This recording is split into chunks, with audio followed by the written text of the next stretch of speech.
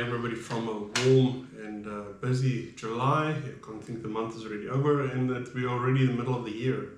This year has just flown so quickly. Anita? We've been quite busy moving from Chisinau to this side, from Vyshnovka to Chisinau, you guys know about that, and staying in friends of ours house. But in the meanwhile, the boys' apartment flooded and they had to come and stay with us as well. So at the moment they are staying with us and working from our house, or this house that we are staying now. So we are a full house again. Which is nice. It's really nice, but it's an adjustment.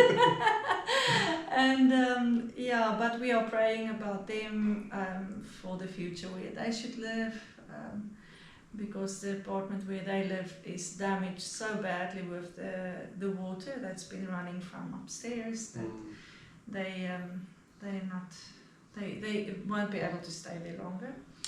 Anyway, and I can just say something. You know, as parents, it is so. It makes your heart so warm and encouraging to see how the boys it's just not me and Anita that's in missions. It's also the boys that also being part of missions. That also, I mean, Nathan has been on 2 outreaches this last few months. And on his own, he didn't even ask us. He's just like, oh, I'm going on this and then that outreach.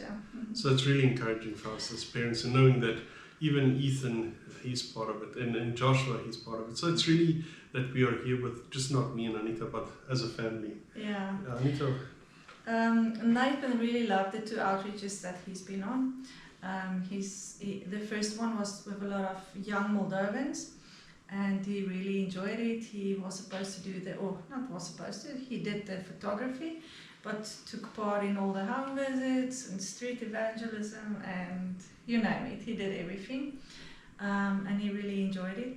And then the next outreach was a 10-day camp, basically for young children to learn English, but it's from all over Moldova on the military base, which was really interesting for him.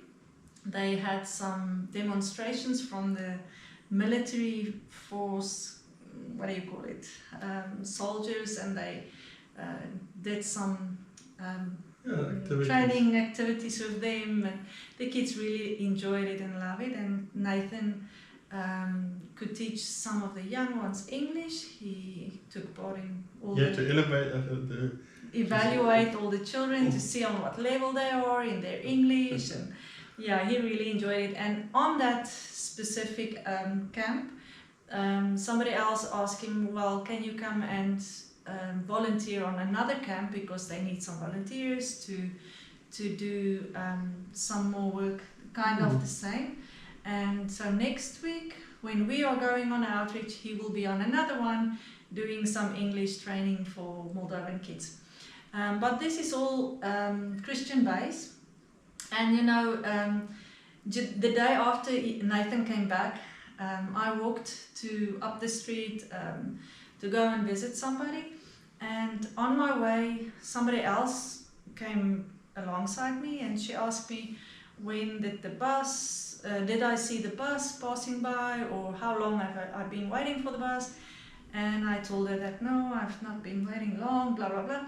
And then she asked me, from where am I, because she could hear my accent is a little bit different than a Moldovan accent. And I said, no, I'm from South Africa. And she's so excited. She said, oh, my little girl, she's 14 years old. She's been on an English camp. And there was a white South African boy on this camp. And I said, well, his name wasn't maybe Nathan. And she said, yes, her child couldn't stop talking about him. And he's been teaching them some Christian values.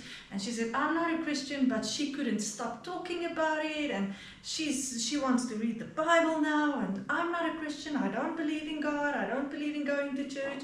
But this little girl is now so excited about, Christianity and Jesus. And and she took my number and said, no, we're going to be friends. Apparently she lived quite close to where we stay now. And she said, no, we need to make an appointment and meet again. And for 45 minutes, she walked with me to the bus station, got on the same bus as I did, and she talked and talked and talked, and was so excited about this whole camp and knowing that we are from South Africa and white, and knowing Romanian, and yeah, she was very excited. Anyway, but that's just actually a testimony to see that the kids actually learn something at the camp about Jesus, and not just English, but she came back home, with Bible verses and things like that. So yes, also myself was on an outreach for the last 10 days. I came back last Thursday, and it was amazing. Floating down the Dnistru River, that's the one that splits Moldova and Ukraine, and also Moldova and Transnistria.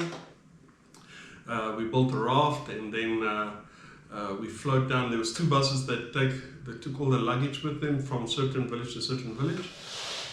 But it was a really amazing experience, going to, I think we went to 6 different villages, presenting some children's programs, and also doing home visits, giving a food package to some people. And I think it was really amazing to see, a lot of times we've been doing Love Moldovas, I think, for many years here in Moldova, and a lot of villages, you can see if there was a team before, the children know the songs, they know the activities as they sing with us. But in this outreach, all 6 villages, none of the children knew the movements of the songs, and also the Bible verses, and they couldn't sing with us because they didn't know the songs, and we had to teach them. Also, it was really amazing to see, knowing that, what we've done, and just share God's love and God's word with them. Unreached, actually, completely unreached people, It was really amazing. Some of the outreaches, house visits, we gave some Bibles to the families and also to the children.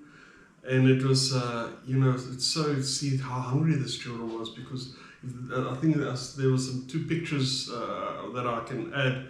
Some children that got a Bible and immediately went to sit somewhere and start reading, going through this book, and to see God's love and the Word of God. It's children's Bibles we gave to the children, but it's still, just that hunger for Christ, and just seeing God's love. And there was from the team that went, there's some foreigners from different countries, Switzerland and the UK and Sweden, Germany, and then South Africa and Moldova, and it was really amazing, just how the teams shared their love and God's love, and their testimonies and the impact they've made. I think there were some challenges, not having a toilet, not having a place to cook, sleeping next to the river, in the tents, and mosquitoes, and rain, and some challenging all of days. it.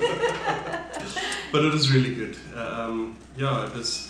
Thanks for praying with us, because the team worked well together.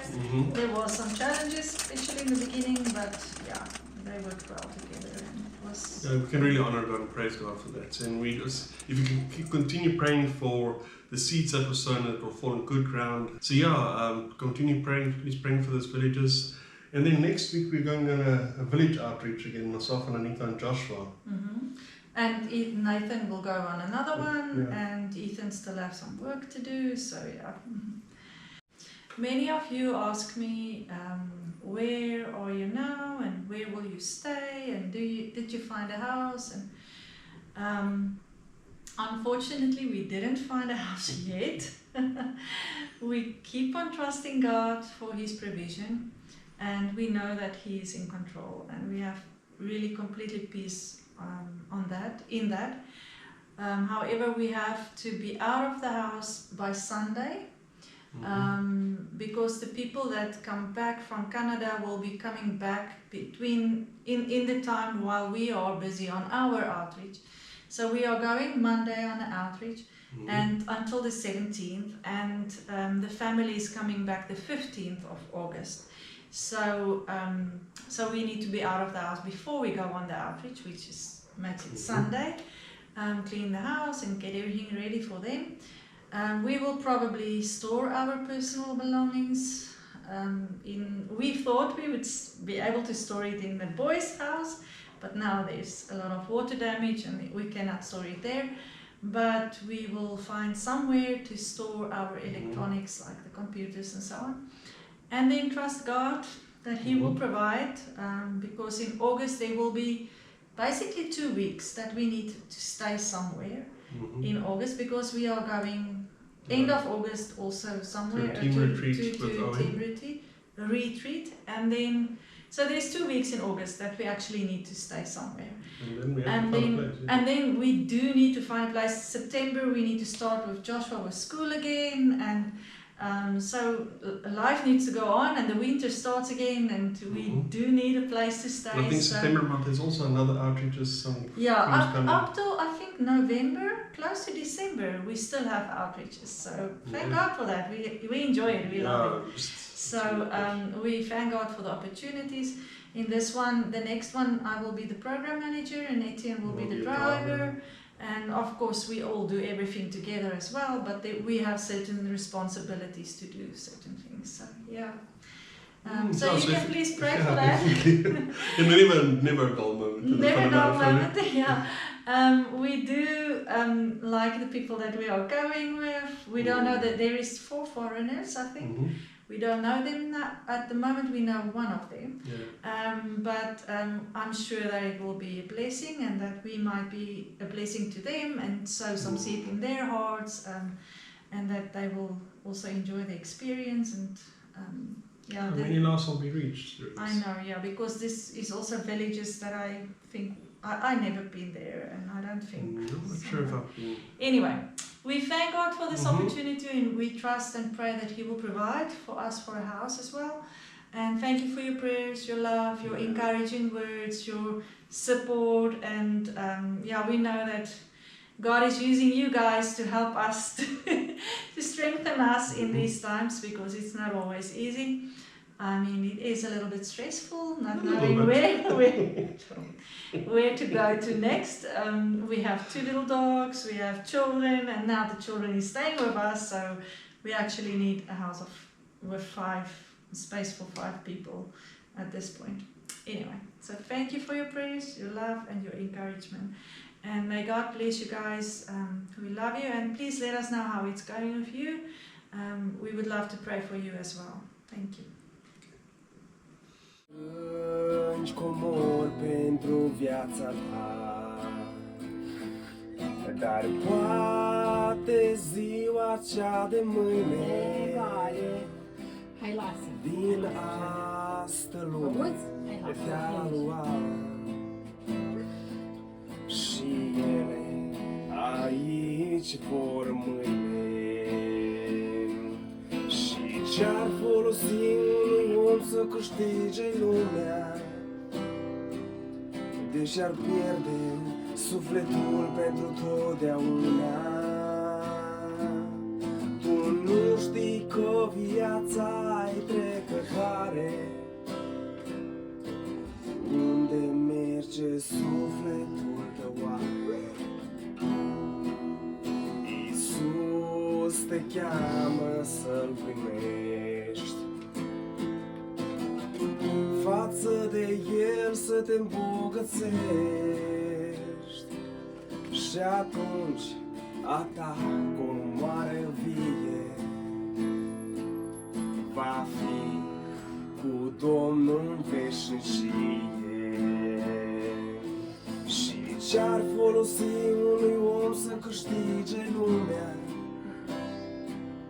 deși ar pierde sufletul pentru totdeauna? Tu nu știi că viața-i trecătoare, unde merge sufletul tău oare? Și ce-ar folosi unui om să câștige lumea, deși ar pierde sufletul pentru totdeauna?